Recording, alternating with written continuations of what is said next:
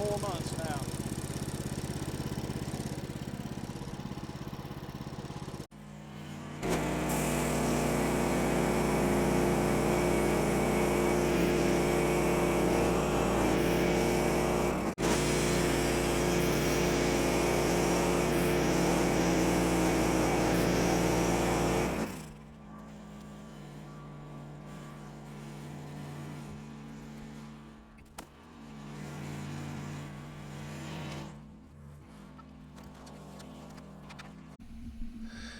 Well, Dipstick, somewhere along the way I lost the audio to this video for the rest of the day, but I'll do this little voiceover and just talk to you just a little bit. Thank you for watching the channel and coming back to visit. I have a project that I have to do. This is milling up a white oak tree to get some boards out of it that are 1.5 inches by 7.5 inches by 12 feet long. The log is 10 feet, so I'm going to have to scab in a piece on the deck when I get done. This board that I'm making is for a deck that has a rotted, treated pine deck board on it, and you can step on it and fall through if you're not careful. So I decided to go on and mill up this white oak that I've had on the ground for about the last 2 years to make a deck board out of, and it was a 2-day project. This white oak tree had been on the ground, like I said, for 2 years, and it was still wet. You would think that after 2 years it would be ready to go, even for firewood, that it would be dry enough to cut up into firewood and split, but not so. It was wet, way too wet for anything. It was just almost dripping with water. It was so wet. But I milled it up anyway, and if you've ever dealt with white oak, you know that it's when it's wet like this, it is heavy. And a 10-foot board that's 7.5 inches wide and 1.5 inches thick probably weighs between 50 and 100 pounds.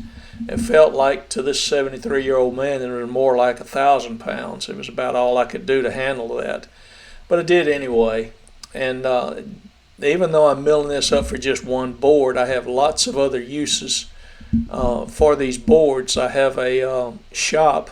It's not a shop, it's a shed. It's a 12 by 16 shed up by my garden that I am converting into a he shed, a place to hide away, I guess is what you'd say. I've got the barn that you see behind me that I have my shop in, and I enjoy woodworking of all sorts. I like crafting things. I make shaker oval boxes, I make guitars, I make pea shellers, I make just about anything you can probably think of out of wood. I have a CNC router that I built myself, and I use it to carve up the wood into projects that 9 times out of 10 I'm going to wind up giving them away. But these boards that I'm cutting up here, you can see I was measuring it so that I would get the size correct, and I'm going to turn it up on end here in just a minute so I can cut the rest of the boards. But I intend to, after this particular board, there'll be some leftovers you see on the ground behind me over there. I'm going to cut those up into 2x4s, and those 2x4s I'll use for ground contact work. Since it's white oak, it's probably the best wood I know of that you could use for that. Being realistic, it's going to last probably 10, 15 years. So, it's 73, who knows? We'll see. But I'm continuing on. If you notice that I'm using my Woodland Mills HM126, this sawmill that I bought it back when COVID hit and prices on lumber had gone out of sight. They're not much better now. They're still ridiculously high, but I bought this because I have a son in Texas that was building a special project out of a silo, a grain elevator.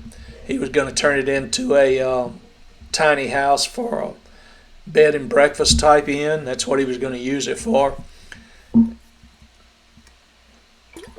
And so I wound up getting this sawmill, and to be honest with you, the price that I had in this sawmill, I saved on cutting up the lumber for him. I cut about 600 2x4s for him, and then took them out to Texas to him to use.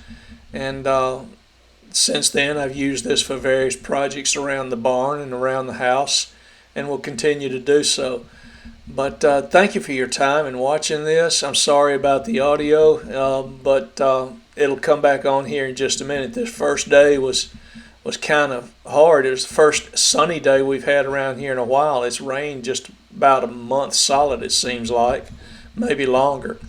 But anyway, continue to watch. Thank you for watching, and I hope you enjoy your day.